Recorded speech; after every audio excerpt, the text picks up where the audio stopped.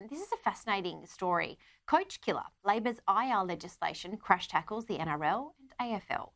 Australian sports are battling changes to the Fair Work Act, say that they will have a devastating effect, making it almost impossible to hire and fire coaches, employ younger players and fill a wide range of support positions. Gem, it is really interesting, and I find that the minute the government start ticking off massive power brokers, such as, outgoing AFL CEO Gil McLachlan and the king of essentially this country, Peter V'landys, I think there's going to be an issue, and your mate Tony Burke might be getting a bit of a phone call. I would back Peter V'landys over Tony Burke on any given day and 3 times on Sunday before lunchtime.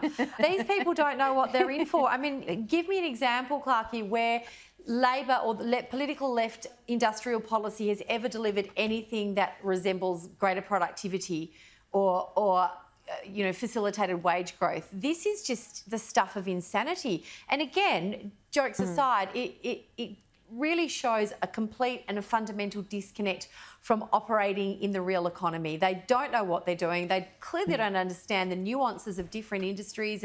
And again, like you just said, they're pushing the wrong buttons here. And I, for one, am going to warm up my popcorn and watch them turn around and review the legislation, I think the terminology is. Well, I think and watch your pies win on the weekend. That's it. That's exactly right. Well said. But I think there's another point in there. I think Mr. Burke sees himself as a future leader, and he knows that when it goes to a vote, that the unions have the bigger say. And so he caves in at every turn. You want this? We'll give it to you. He wants to be the pick. He wants to be the pick, and he sees himself. If he butters up the unions, Victoria's Secret model, Bronwyn. Don't make me one. Promise you that, people. Well, I think that doesn't stop the ego rising.